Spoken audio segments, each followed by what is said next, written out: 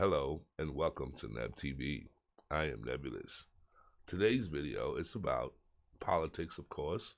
Since we like to talk about politics so much, we're going to discuss a video from this guy named Cash or Kaz or whatever his name is. And first, a disclaimer. I'm neither a Republican nor a Democrat. I don't join cults. But we're going to just take a look at this video here and basically go into detail where he's right or where he's wrong. All right? So let's go check it out. And we're going to check this video out and let's see what happens. Here registering people to vote. And I got my brother, man, I've known for a long time, love this dude to death, man. He's a really good dude, right? So I say, hey, bro, you registered to vote this year? And he's like, yeah, I'm voting. I say, who you voting for? He was like, you already know. I'm like, Trump? He's like, hell no. Hell no. I'm like, bro, are you serious? So he's asking me, he said, Cash, why? Why vote for Trump? Right. Okay, before we get into it, because I'm going to break it down to you. Break it down. Why are you voting for Biden? I think he's a better person. Why? Hold on, let me stop him real quick. Let me. In the Okay. situation with Trump. What Trump situation? What's With going Trump's on now, situation?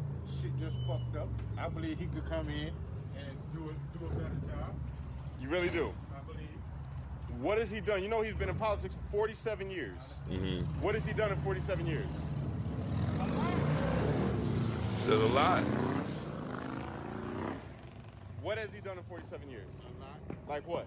I mean, I just believe he'll do better than Did Trump. you know that Biden, in 47 years of politics, has only been a racist, said racist things about you and me, personally, Oh. as black people, and made a bill to incarcerate black people with Bill Clinton? The crime bill. Look it up. The man just said, you ain't black unless you vote for him. Well, he did say that. All right? He also said he didn't want his children going to school in a racial jungle. Didn't want He did say integration. that. He was for segregation. He did say that. Also, not only that, he also said that poor kids can be just as bright and just as intelligent as white kids. Biden said that. Meaning that black, brown, red, yellow are poor. When he thinks poor, he doesn't think white at all. He's thinking about you and me. The dude ain't did nothing but hurt black people. And then his running mate, Kamala Harris, she's got a career of locking up black people. And A career. other people don't. Now, let's move over to Trump. You asked me Okay. why I'm voting for Trump. Before Trump was the president, Okay. did not everybody love him? In their music videos, rap videos, all the magazines. He got awards. Wait. He said he was voting for Trump because of the rap music videos. Okay. Everybody was talking back in the days how they wanted to get money like Trump. You know, it was a reference. You know what I'm saying? It was a metaphor. But, you know, he's going to vote for Trump because of the rap music videos and how everybody loved Trump. Well, if you're from New York City and you know Trump's history, you will find out it was just to say they wanted to get money like Trump, not do business like him. Let's continue. From black communities in the NAACP. So he says Trump won the NAACP award. That's bullshit. For the simple fact, he did not. Let's just show you the facts.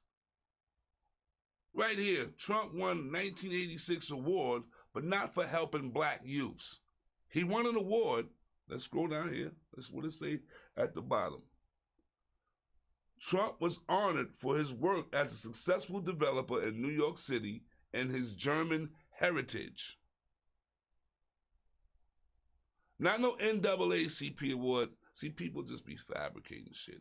Let's get back to the video, man. Everybody loved him. But then when he came to president, they said he's a racist. Why? Yeah. I'm gonna tell you why. Because when he came into politics, he started what he said, drain the swamp. He started taking out all the not just politicians, the evil, corrupt politicians. Okay. Fired Think so? them, took them out, made them go away, and put in his people. Yeah, he put in his people, all right. And 34 of them got indicted on some criminal charges one way or another. Am I right or wrong? Put in his people. Drain the swamp, but fill it up with more crocodiles and reptilians. Did you notice since he's been president, the economy has been better than it ever been. Unemployment at an all-time low. More. All right, so basically, this guy has a couple of falsehoods. He said some facts about what Joe Biden said already, but let's be clear. Joe Biden wasn't the only one who pushed that crime bill. Come on, Jim, talk to him, man. Do you know the congressman from South Carolina? Oh, hey, Jim Clyburn. Jim Clyburn. Hey, how are you? When I ran for the House of Representatives in 1992, I knew about two pieces of legislation that had gone on before I ever got here. Drugs are menacing our society. They're threatening our values and undercutting our institutions. In 1986, the so-called war against drugs created mandatory minimums, established a 100-to-1 ratio for crack to powder cocaine, and put in mandatory minimums. Now, mandatory minimums were put in 86. They were applied to first-time offenders in 1988. Mandatory minimums. This is crack cocaine. It could easily have been heroin or PCP. It's as innocent looking as candy, but it's turning our cities into battle zones, and it's murdering our children. In a nutshell, the president's plan doesn't include enough police officers to catch the violent thugs, not enough prosecutors to convict them, not enough judges to sentence them, and not enough prison cells to put them away for a long time. And when I ran in 1992, I talked about how bad I thought that legislation was. I was reamed. People took me to task for being against that because the public was for it. And we took this bill up less than 2 years later in 1994. Leading the charge on the bill with African Americans from New York, Charles Rangel was leading the charge on that bill. And this bill did some significant things. Number one, it took the mandatory minimums off of first-time offenders that was put on in 1988. Secondly, it instituted an assault weapons ban. Thirdly, it put in $3 billion for prevention programs. Fourth, it put in the Violence Against Women Act. That's what I voted for. Now, we could not do everything we wanted to do, but we did all these other things. So I voted for that. That Barack and I finally reduced the disparity in sentencing, which we've been fighting to eliminate, in crack cocaine versus powder cocaine. It was a big mistake when it was made. We were told by the experts that crack, you never go back. It was somehow fundamentally different. It's not different, but it's trapped an entire generation. And so all of this stuff about the crime bill, people talking about, oh, you just giving Joe Biden cover. I'm not giving Joe Biden cover. I've explained to you why I voted for it.